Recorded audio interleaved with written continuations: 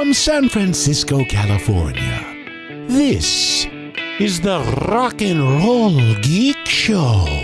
This is the story of my rock and roll butler. Welcome to the Rock and Roll Geek Show. My name's Michael Butler. Thanks a lot for joining me. I really appreciate it. Move my microphone a little bit closer. I am up in the tree stand. It is Friday, August, I think it's the 27th, and it is 1:16 in the afternoon. I'm sitting here doing this from the tree stand using the app Backpack. I've been up since 3 a.m.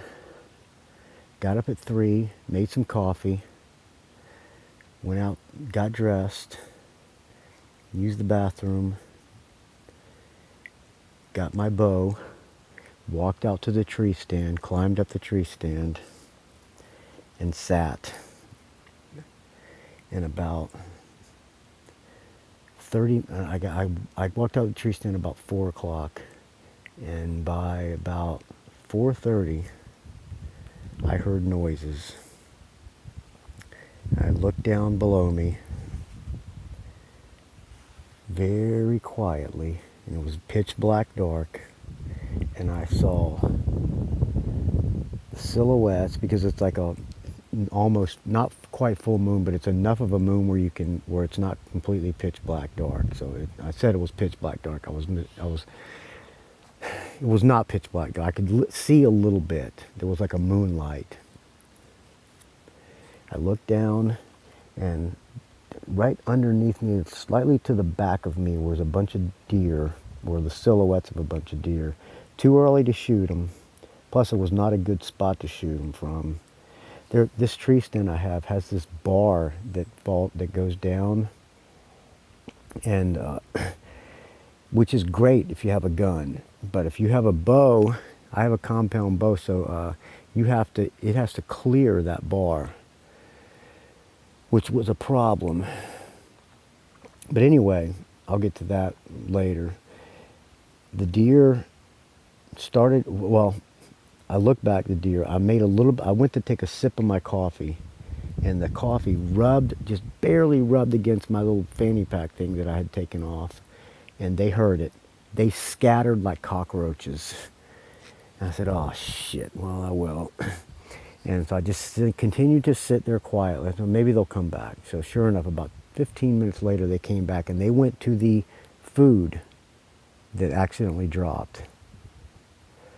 And 4 deer, or was it 4 or 3? I think 3 deer were standing there eating that food. They looked big. I could not tell if they were antlers or not. I looked at the trail cam, because it takes infrared, and I have this little blind thing in front of that bar, to hide my lower portion of my body. And I pulled the phone out and looked at the tree stand, I looked at the trail cam, and one of those deer was a 6-point buck. And I'm going, oh shit, to myself. I could not tell which one had the antlers. Plus it was still too early to shoot, because by now it's about 4:45.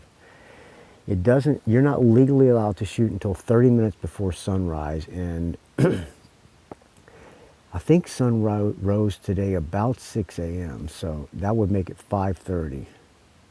So 45 minutes to go before I can legally shoot one of these things. And plus, I could not see the antlers. I'm not going to shoot a doe. One thing, you're not allowed to here, and another thing, it's just unethical. And plus, I wanted to be absolutely sure of the deer that I was going to shoot. So I just sat there, and I don't know if my stomach growled, or I did or something like that. They heard something, and they took off. They were there for probably about 15 or 20 minutes, and if the sun was up, I could have had a clear shot. So they took off. along comes 2 jackrabbits that look like, I kid you not, they look like small kangaroos. These things were that big. They were like 2 feet. And they were just sitting there eating the food that fell. I was very quiet. They heard something, shimmied away, but then they came back and they continued to eat. Sun started to come up. And I took a video and sent it to my wife. And she said, "Did you take a shot?" And I said, okay, well, I have to take a shot now of one of these jackrabbits. So I go to pull my bow back, and that's when I realized that this bar that is on, it's like a safety bar, or it's a bar that you rest your gun against. The bar on this tree stand was blocking my bow from being able to pull all the way back. I would need to excuse me, I would need to stand up in order to be able to draw the bow all the way back, because it's a compound bow. Well, probably the same, would be the same even if it was a traditional bow or recurve bow or whatever you call them. So I went to stand up. Sure enough, when I stood up, they saw me. So that was it. Hunting day done, or hunting morning done. Had my chance. I blew it. The deer didn't stick around. Last night, I looked at the trail cam at about 7 o'clock at night, and there were 4 deer on that trail cam. I decided I was going to go out, like creep up on them without my bow, just to have a look. And I got a look at them. They were big too, but they heard me and they scattered. So that was about 7:15. So I came out here I went back in and we went to town and all that one, and about an hour or 2 ago, I came up here and I made somewhat of a fake blind. I pulled the bar. I don't know if you're into this or not, but this is what's going on in my life. This is a note from the tree stand. I pulled the bar up behind me now, so now there's no bar between me and the, and the target. So I found some old tree branches and I brought my drill up and I made somewhat of a makeshift tree branch blind about waist down. So if I'm sitting, and then I had there's a camo burlap that was covering the bar. I now have that draped around the tree branches. So theoretically, this is what I'm hoping tonight. If the deer come back around, I'm hoping that I can be real still and still seated, be able to pull the bow back and get a shot. That's what I'm hoping. We'll see if that happens. But I still have several more, chances for this. And right now there's some oatmeal down there and there's some rolled corn. I was walking up here with a can of, Quaker Oats, and I'll be damned if I didn't trip and that fucking Quaker Oats fell right there again. I'm so clumsy. So there you go. That's a little update. I told you I would update you on the hunting, and that's what's happened. I also have a rope that is draped down that I can now pull up I can tie the bow. I can tie my bow and I can pull it up from the rope, which is what I'll do tonight. So I'm going to get back down here about 4:30 maybe. I want to get ahead. I want to be up here before the deer come. So that I'll probably get up here at 5. That'll give me 2 hours to get settled, and I'll have a beer. I better bring a piss jug too. We'll see what happens. I will update you tomorrow about that. All right, I have an audio comment. I did 10 minutes of me bullshitting about hunting. I have an audio comment from, I'm not sure who this is from. Here, let me just listen. Hello, caller. Hi, Michael Butler. This is Chad Burns. I've got a Brush With A Rockstar story for you. Hi, Chad. But first of all, let me ask you, how are you doing today? I am super great. Could not be better. Thank you for asking. That's great. Yeah. I am driving to work, of course, listen to the dog days like I do every day this month. That is awesome. I appreciate that. I want to say that, summer is kind of a dog day for all of us at this point, with it being hot. And I truly look forward to Really?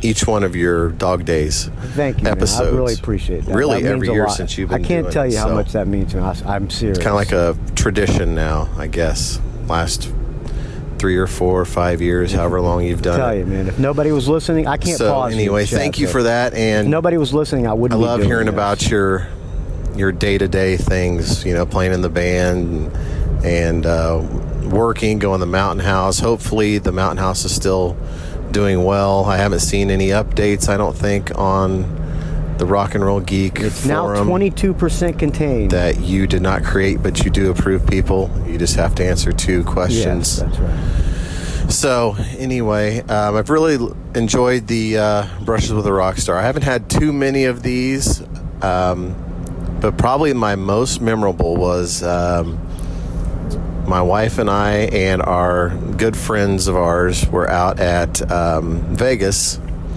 This has probably been 8 years ago, and our friends, it was their first time going, so previously we had been on a trip out there and we saw Carrot Top, and he was hilarious. Yes, So underrated. we said, I heard we have to go see Carrot Top. You guys never seen him, and so they were game. So pretty much whenever you go to Vegas, you're drinking from like 10 in the morning, maybe even 9 in the morning. So we've had a full day of drinks and fun and all that kind of stuff. So we go to Carrot Top that night, and we're in the crowd, and Carrot Top kind of comes out in the crowd after doing a few of his bits, and has a toast with the band Hell Yeah, which featured Vinnie Paul's band. Vinnie Paul from Pantera fame, and I can't remember the other guys. Chad Gray was is the singer, I think. But other than that, I didn't know any of the other guys. So the show goes on, and everything's great, and we also had a few drinks there at Carrot Top. So when you go up to his wherever he has his show, it's like a long walk, and you kind of go like in a circle all the way up. So it's like a slight incline. So when you're leaving the show, you're going at a slight decline, but in a circle, almost like a spiral That ramp. sounds like you could fall down. And it's pretty long. His theater, that's what it was. So anyway, so we're leaving the show a little tipsy, and we're all walking down, and as I look to my left, there's like rounded walls, and I see Vinnie Paul walking with his both of his hands on the wall, kind of shuffling down the wall. A little bit buzzed. And he's got his headband and his Fu Manchu that's dyed jet black, and his hair and everything. He's wearing like some shorts, and I just remember saying, "Vinnie Paul." And he looked over and he's like, "Hey man, how's it going?" What's up, dude? So once again, I said it was a brief brush man, with a rock how's it star, going? but Super great, couldn't be definitely better. one of the most memorable ones that I've had. So pretty comical, and now he's sadly passed away. Rest in but peace, Vinnie Paul. Anyway, wanted to share that with you. Hopefully you get a laugh out of that and a little bit of content for your Yes, dog days. I appreciate it, friend. So thanks again for the dog days, Michael. Thank you, thanks friend. again for your show in general. Look forward to it every time. Stay frosty. Stay frosty. You too can leave me a brush with a rock star or an audio comment, show review, anything that helps the show quite a bit. And please keep them coming. I got more, but I can always use more. 27th already. I'm not wanting the dog days to end. I'm enjoying doing a show every day. I know I've said that the past couple of days, but I really do enjoy doing it every day. I hope you're enjoying hearing it, because I sure am enjoying doing it. And it's not that much work. I know okay, tomorrow, I think during the day tomorrow, I'm going to sit down and do a longer show. Maybe I'll do a track by track. I said I was going to do a track by track of the Velvet Insane. Somebody else requested that on the Rock and Roll Geek Facebook group. There's a new Danko Jones. If somebody sends me that, maybe I'll do a track by track of that. So maybe I'll do a longer show in the daytime tomorrow. And hopefully I'll have a deer story. And I'll have a deer hanging in my walk-in cooler, which is still working. Still working. Like I told you during Chad Burns' comment, the wildfire is now 22% contained. That's 2% more than yesterday. I'm not sure how much it's grown because I just saw this on the board up there on the, there's like a fire information board up there at the grocery store in Weaverville. And that's encouraging. There's also the fire up by Lake Tahoe, which Ralph Miller has a place up there. So pray for Ralph Miller's house as well. And Erik Mortensen also has a house up there, the Metal CPA. Pray for his house. So if you can just pray for all of our houses through these wildfires, friends, it will be much appreciated, and hopefully the good karma will come back to you. All right, and thank you to the firefighters for trying to keep our houses safe, because they truly are doing God's work. And I don't need to say this, but God bless the fucking troops that are out there in Afghanistan. I don't want to bring it down. I'll talk to you tomorrow, friends. You know how to reach me, rockandrollgeek@gmail.com. The show's at rockandrollgeek.com. Found me on the Facebook, R&R Geek. Rock and Roll Geek Facebook group. Like Chad Burns said, you just got to answer 2 questions so that I know you're not one of these Afghan refugees. So I know you're not an ISIS-K posing as an Afghan refugee trying to infiltrate our beautiful country through the Rock and Roll Geek Facebook group. All right, enough of that.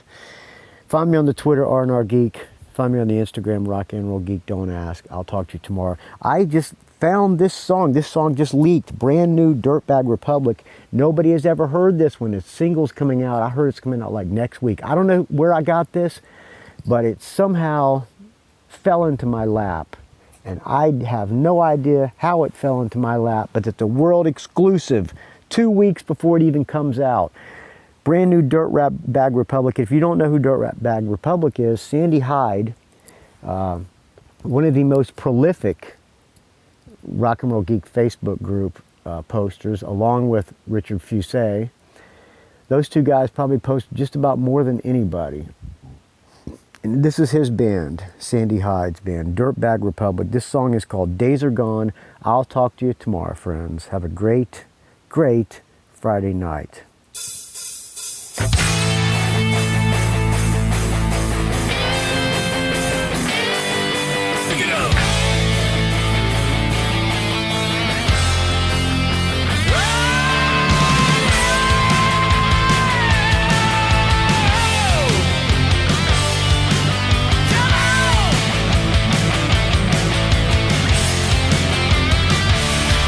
And 13 doing drugs was the natural